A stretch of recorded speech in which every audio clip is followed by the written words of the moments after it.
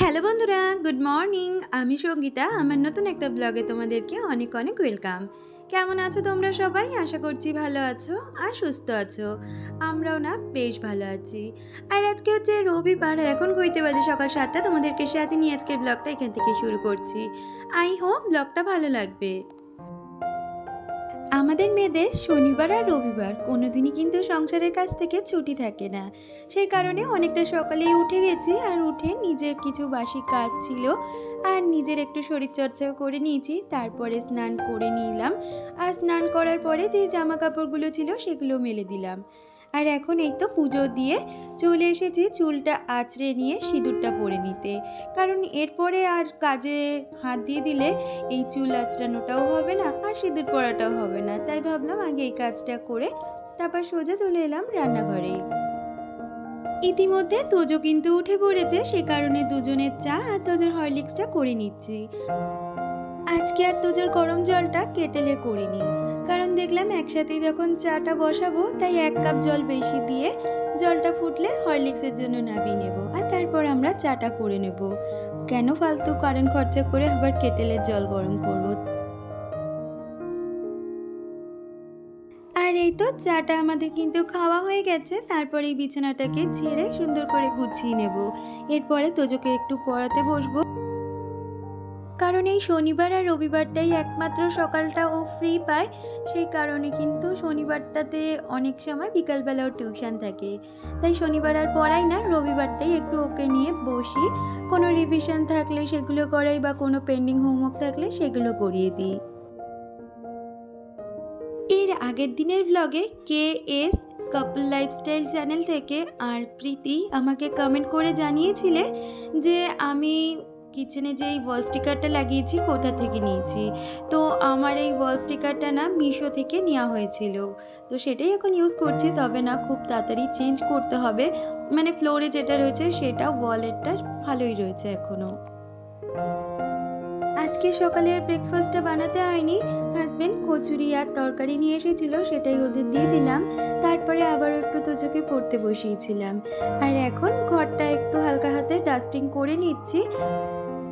বন্ধুরা, তোমরা হয়তো আজকে আমার ভিডিওতে ব্যাকগ্রাউন্ডে একটু আওয়াজ পাবে, কারণ আমাদের সামনেই না কীর্তন হচ্ছে। যার জন্য তাও আমি জানলা দরজা বন্ধ করে গরমের মধ্যে ফ্যান অফ করে কিন্তু ভয়েসটা দিচ্ছি।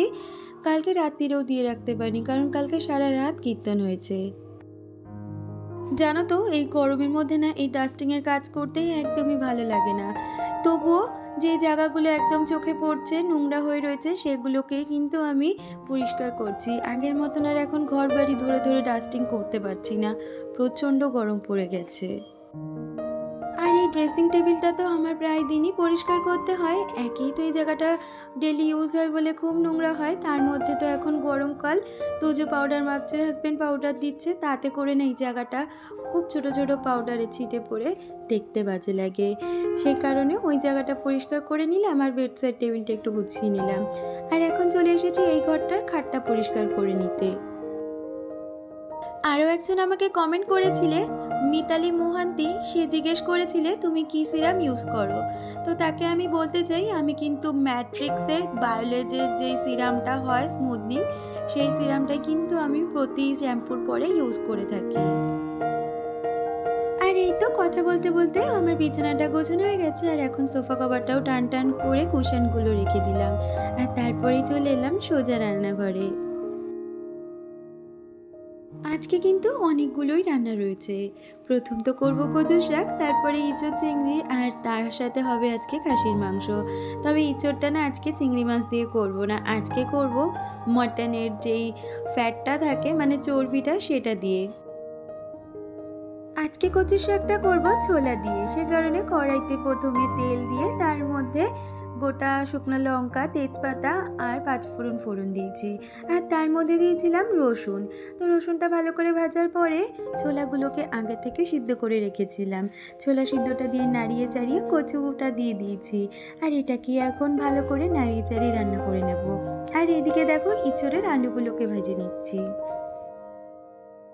আগে জানো তো এই কচু শাক জাতীয় কোনো রান্না করতেই পারতাম না, তবে খেতে অবশ্যই ভালো লাগতো।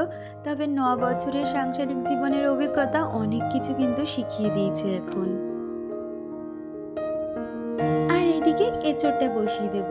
সে কারণে কড়াইতে তেল দিয়ে তার মধ্যে গোটা জিরে, শুকনো লঙ্কা আর তেজপাতা ফোড়ন দিয়ে পেঁয়াজগুলোকে ভেজে নিচ্ছি। আর মিক্সিতে আদা রসুনের আর একটা টমেটোর পেস্ট করে নিয়েছিলাম।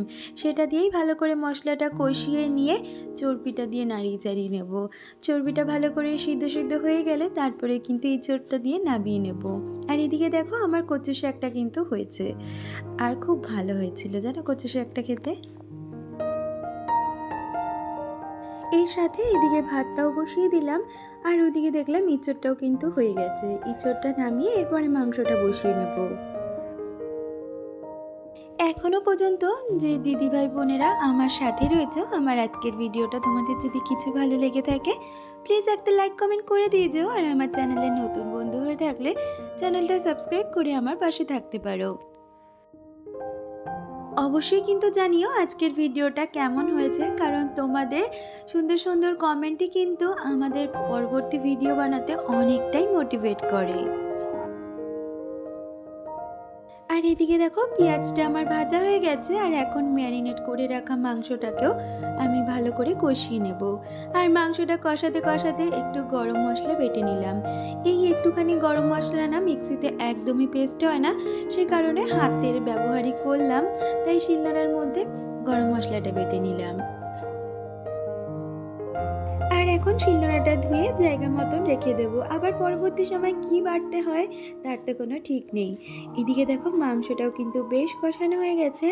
আর মাংসের মধ্যে জল দিয়ে দিয়েছি। একটু ফুট দিলেই কিন্তু আমি প্রেসারে দিয়ে দেবো।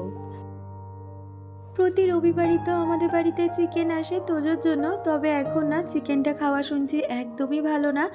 তো সেই কারণে হাজব্যান্ড বললো চিকেন তো আনবো না, তাহলে অল্প করে একটু মাটনই নিয়ে আসি। তাই মাটনই নিয়ে এসছে।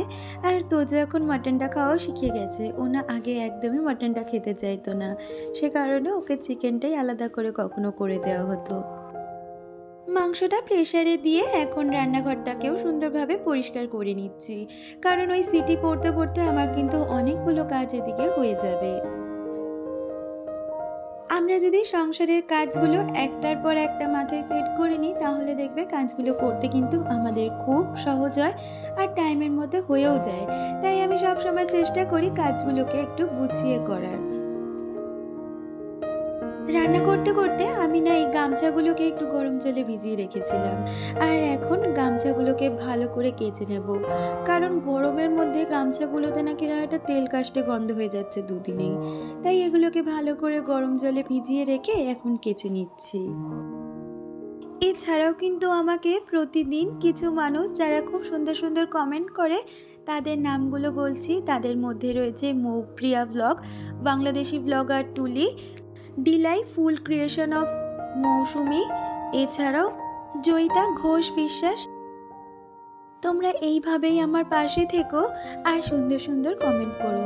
তোমাদের এক একটা কমেন্ট না খুব ভালো লাগে শুনতে, আর নিজেও না অনেকটা মোটিভেট হই, বিশ্বাস করো। সকালে যে জামা কাপড়গুলো কেচে দিয়েছিলাম সেগুলো শুকিয়ে গেছে, আর ওগুলো তুলে তোজোকে দিলাম।